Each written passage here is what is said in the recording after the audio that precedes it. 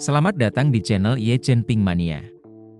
Naga tak terkalahkan bab 7013 sampai bab 7014. Terima kasih kepada semuanya yang sudah like dan subscribe, semoga selalu diberikan kesehatan dan kesuksesan.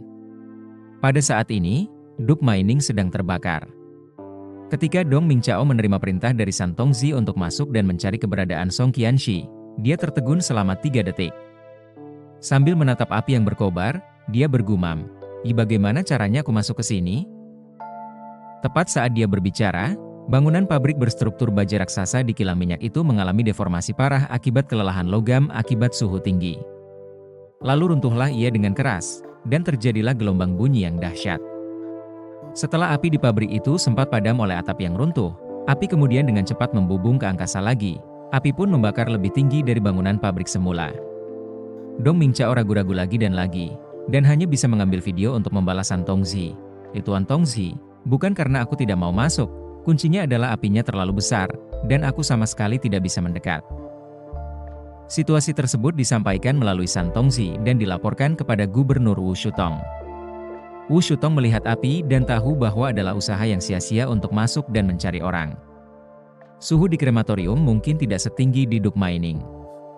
Prioritas utama sekarang adalah melaporkan situasi tersebut kepada pemimpin Inggris sesegera mungkin. Adapun Song Ruyu, dia hanya bisa membiarkan dia memohon berkah. Namun, ketika memikirkan masalah besar seperti itu di bawah kekuasaannya, Wu Shutong merasa sangat malu. Jika dia benar-benar dihukum, dia tidak tahu bagaimana cara menghukum dirinya sendiri. Namun, dia tahu dalam hatinya bahwa tidak peduli betapa takutnya dia harus melaporkannya dengan jujur.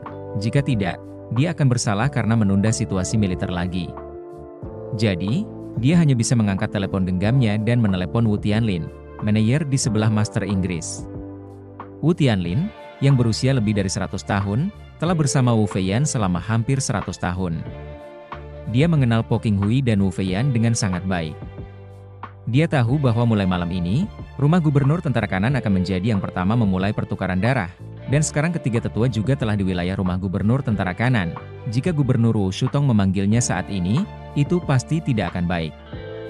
Wu Tianlin yang memiliki firasat buruk pun langsung mengirim pesan begitu panggilannya tersambung. "Shutong, apa yang terjadi?" "Kakek-kakek," Wu Shutong berkata dengan suara tercekat. Sudah berakhir. Kakek-kakek, ada yang salah dengan prajurit yang tewas yang ditempatkan di bawah komando cucumu. Ini hampir sama dengan waktu di Siprus. Wu Tianlin adalah putra tertua keluarga Wu. Wu Feiyan membawanya bersamanya, membimbingnya menuju pencerahan, menjaganya tetap hidup, dan membesarkannya sebagai orang kepercayaan, tetapi Wu Tianlin juga kehilangan hak untuk bereproduksi. Meskipun dia bukan seorang Qasim, Wu Feiyan tidak mengizinkannya menikah dan memiliki anak. Ini adalah harga yang harus dia bayar atas pelatihan yang diberikan Wu Feiyan kepadanya. Dengan Wu Feiyan sebagai panutan, Wu Tianlin tidak tertarik pada hal-hal duniawi seperti menikahi seorang istri dan memiliki anak. Ia mungkin sebaiknya tetap bersama Wu Feiyan dan mencari keabadian. Jika Wu Feiyan meninggal dan ia masih hidup, maka ia dapat mewarisi Qinghui dan menjadi penerus berikutnya. Dan Wu Shutong, keturunan keluarga Wu ini, sebenarnya adalah darah adik-adik Wu Tianlin. Wajar saja kalau dia memanggilnya kakek. Mendengar ada sesuatu yang aneh di stasiun, Wu Tianlin langsung bertanya, "Pria itu mulai bertindak lagi? Bukankah dia pergi ke Nigeria?" "Tidak." Wu Shutong berkata dengan sangat sedih, "Pria misterius itu tampaknya telah melihat isi pikiran kita. Dia sudah lama tidak datang ke Nigeria." Meskipun ketiga tetua itu sedang dalam pengasingan, mereka bergantian menggunakan energi spiritual mereka untuk menyelidiki hampir setiap jam. Tidak ada biksu yang pernah ditemukan di sekitar, dan baru saja saya menerima berita bahwa kem kematian di Maroko telah dihancurkan, dan bahkan keberadaan Song Ruyu tidak diketahui. Wu Tianlin berseru, "Apa katamu? Song Ruyu juga ada di sana? Bukankah dia ada di rumah gubernur? Kenapa dia ada di sana?" Wu Shutong menjelaskan, "Saya ingin mengajaknya keluar, melihat dunia, dan mendapatkan pengalaman. Saya pikir dia hanya sekadar ikut-ikutan, tetapi saya tidak menyangka akan mengalami hal seperti itu." Wu Tianlin mondar-mandir di dalam ruangan dengan cemas, dan berkata dengan marah dan penuh kebencian, Kamu terlalu sembrono, bakat Song Ruyu jarang di antara miliaran orang.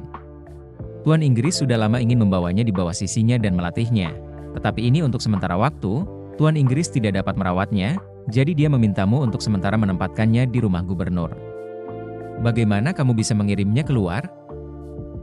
Aku, Wu Shutong tidak tahu bagaimana menjelaskannya.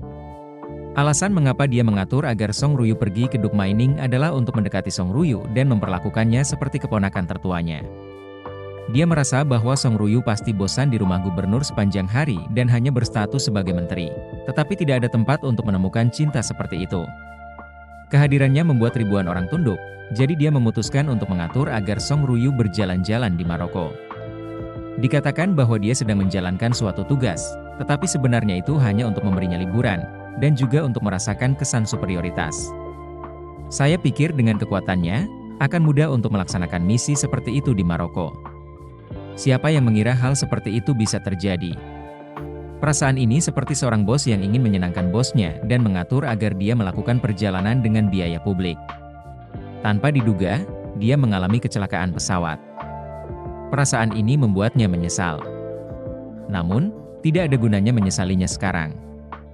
Apa yang telah terjadi.